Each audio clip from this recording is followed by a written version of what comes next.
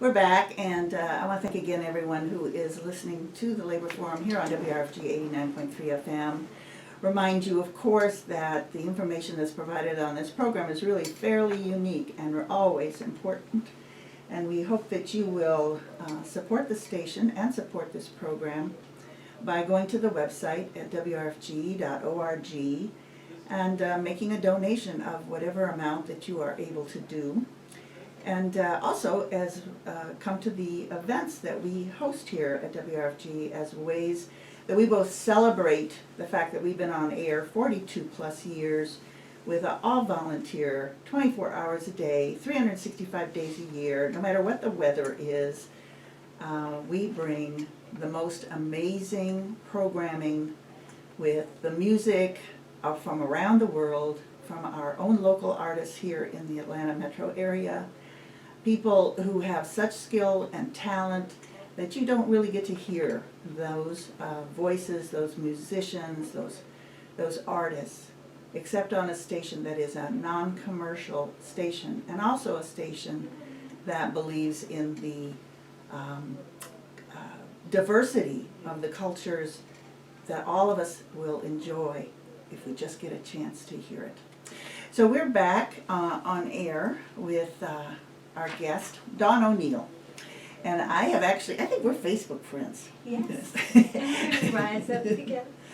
And so Dawn is here because there's, as I mentioned before the break, this incredible movement that first was started by fast food workers in New York and a couple other cities, has really galvanized, mobilized, inspired literally tens and tens and tens and tens and tens of thousands of low-wage workers, everybody from car wash workers to retail clerks to warehouse workers, just everybody who has been kept down by this capitalist crisis that drove wages to just barely survivable, actually almost probably not survivable unless you also access public services or work 2 or 3 jobs.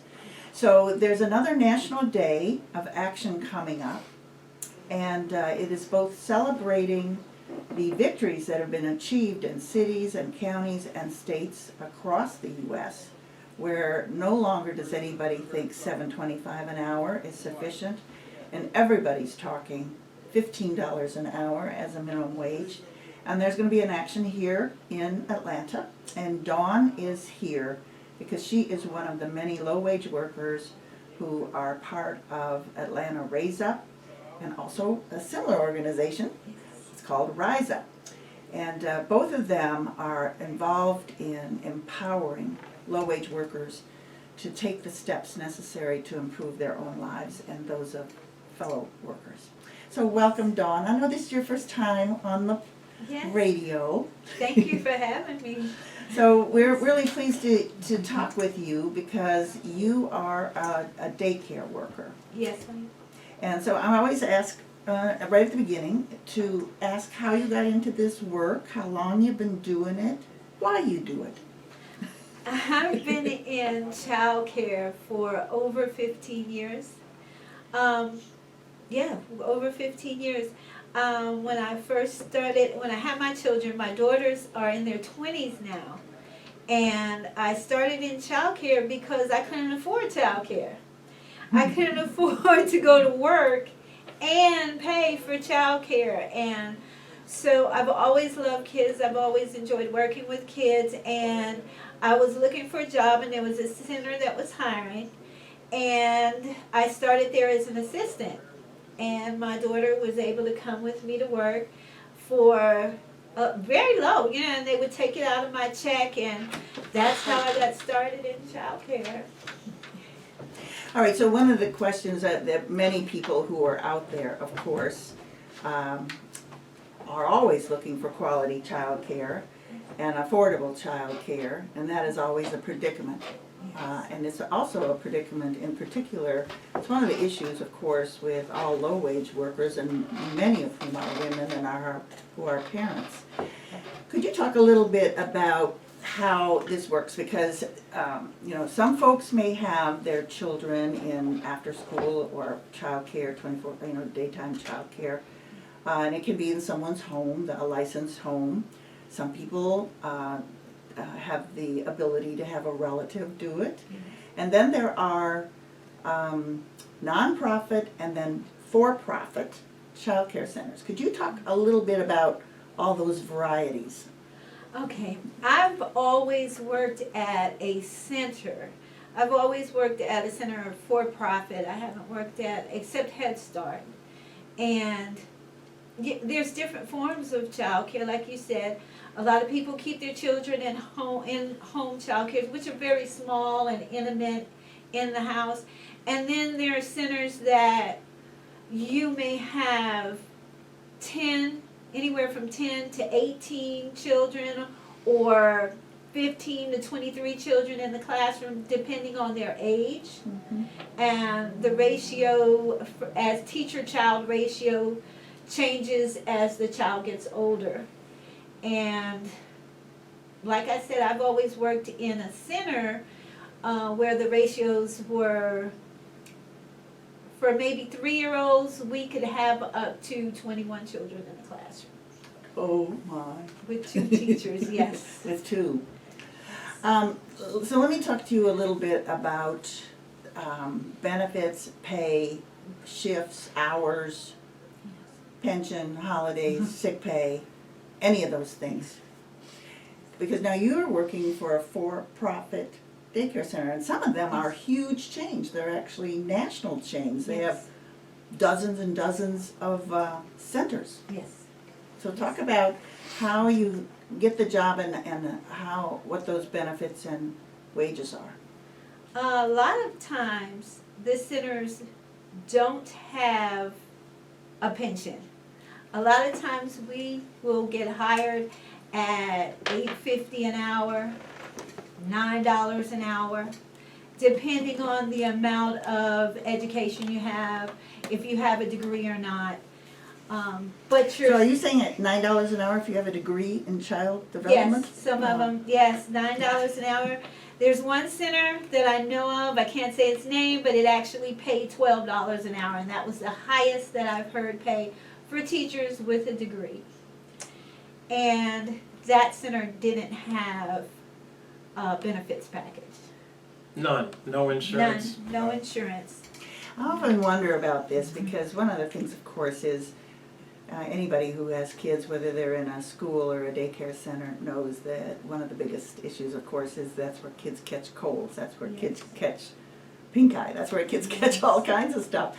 And if you have workers who don't even have sick pay or can take a day off, and they are exposed to all the stuff, it just is it's just, again, one of these instances where a service that is absolutely needed by people, working people in particular, puts everything that is needed and necessary behind the idea of how much money it can make. Yes. And that's absolutely true. And one of the things you said about working in these centers, administration, they have rules that are set up. If a child has pink eye, or if a child has an infectious disease, they're not supposed to come into the center. And as a teacher in the classroom, we try to implement that as much as we can. But then it falls back on administration or owners of these daycare centers who are concerned about the money. And they will actually, a lot of times, break their rules, allow the parent to bring in a sick child in the classroom. And so not only does it get the other children sick, but it gets us sick. And then we can't afford to take a day off because we're at low wages. We're getting $8.50 and $9 an hour, and we have bills that we have to pay. So we can't afford to get sick. And this is a thing that's going on in a lot of centers where directors are allowing the kids to come in without a doctor's note. And not every center does it, but there are centers that will allow. There's a very contagious disease that goes around in daycare centers called hand, foot, and mouth. And parents are being allowed to bring their children in and infect other children, and in a few cases, teachers.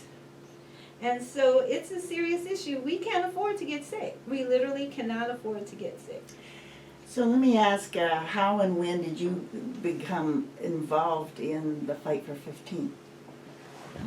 I became involved in the fight for 15 through the Black Lives Matter movement.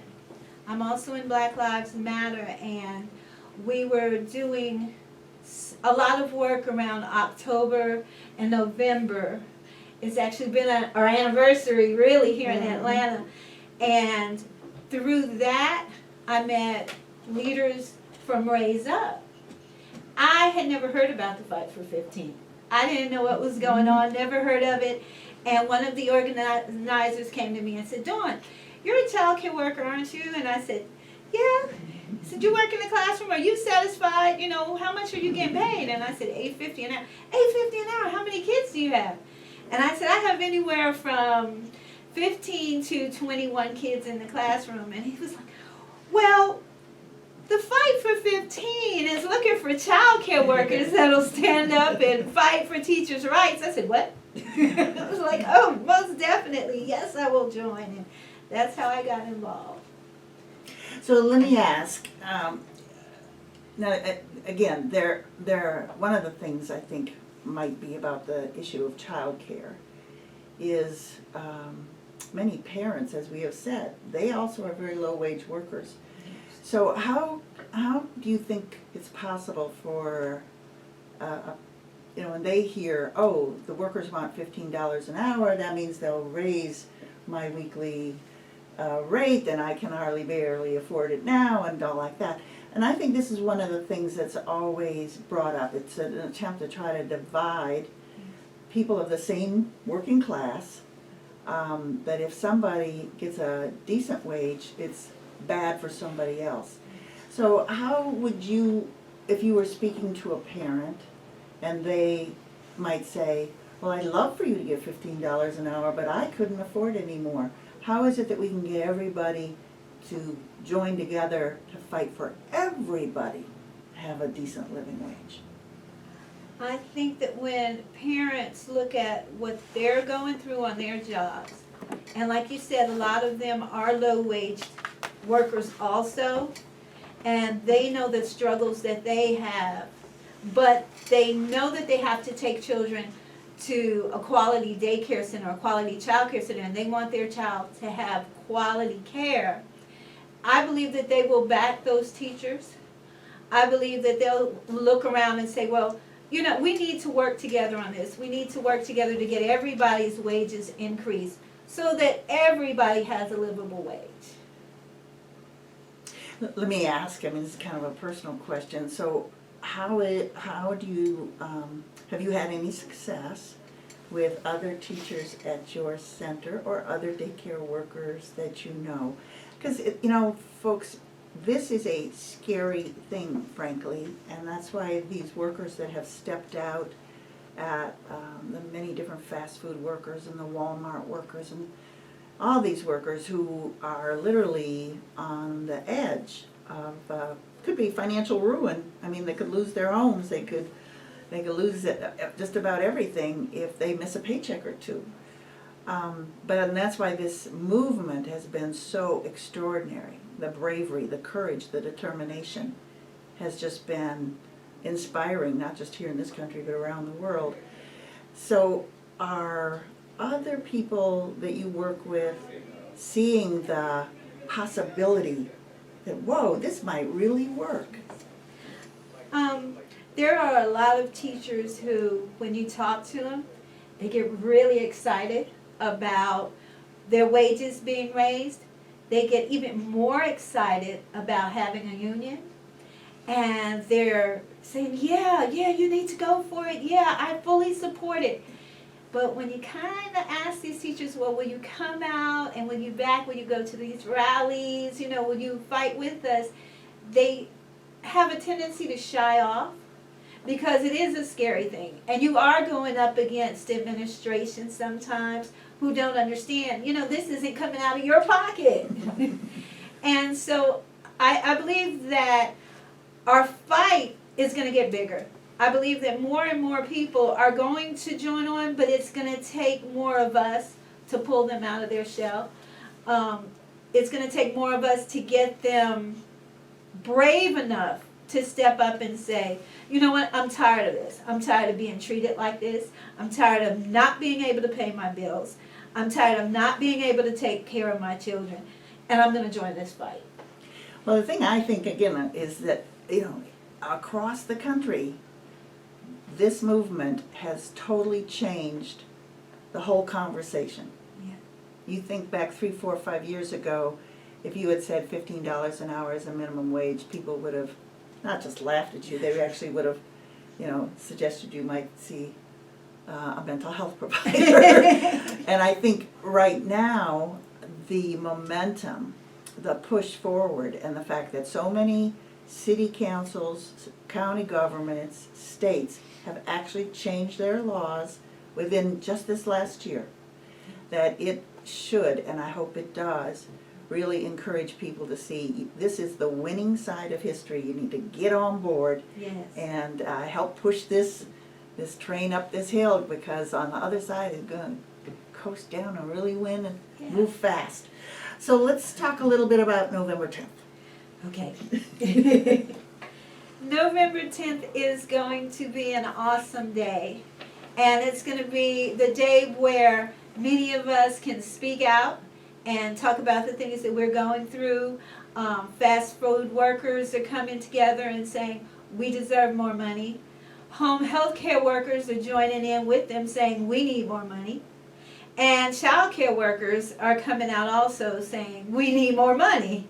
And it's not only that we need more money, which we do, we all do, but it's also that we want respectability on our jobs. We want to be respected on our jobs. We want to be paid what we're worth. And it's just so much that I feel that these companies can do for their workers that they're not doing. I feel like big companies are exploiting their workers. And we're just saying on November 10th, it's time to take a look at your workers and pay people what they deserve. And that's a living wage. And you also mentioned that you said that when you talk to people that what they really get excited about it is a union. And I want to make sure that we always make it very clear that the fight for 15 is also a fight for the right of workers to organize. Yes. Because you could win $15, but if you don't have an organization to keep it and to improve it, Yes. it'll move back again.